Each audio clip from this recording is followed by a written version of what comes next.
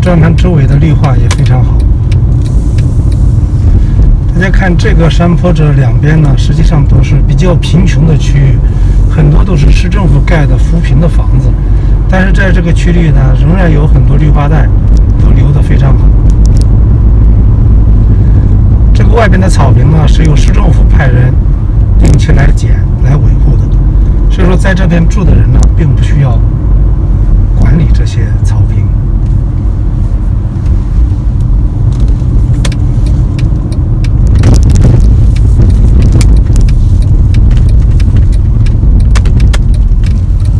这到了另外一个转盘，大家可以看周围的树的颜色也非常漂亮。前面那条路上树的颜色也非常漂亮。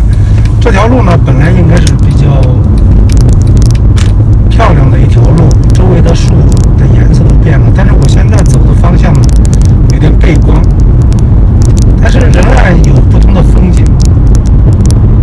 你从这个方向看呢，这个树的在这个阳光的衬射下，大家向远处看啊，那个地方的树在阳光的衬射下会更加显得金黄色的。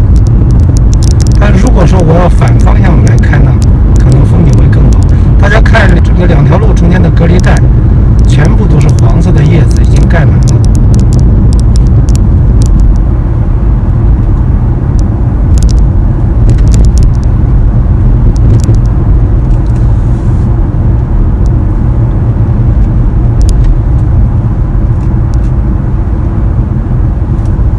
秋风扫落叶，其实也就这2天，这个叶子落得非常快，所以说真正好的风景呢，可能只有几天时间。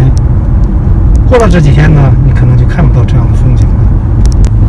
金黄色的树，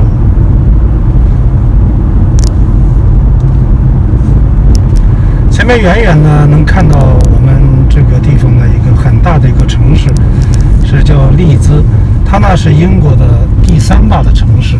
从它人口来讲，也是英国呢除了伦敦之外的最大的经济和商贸中心。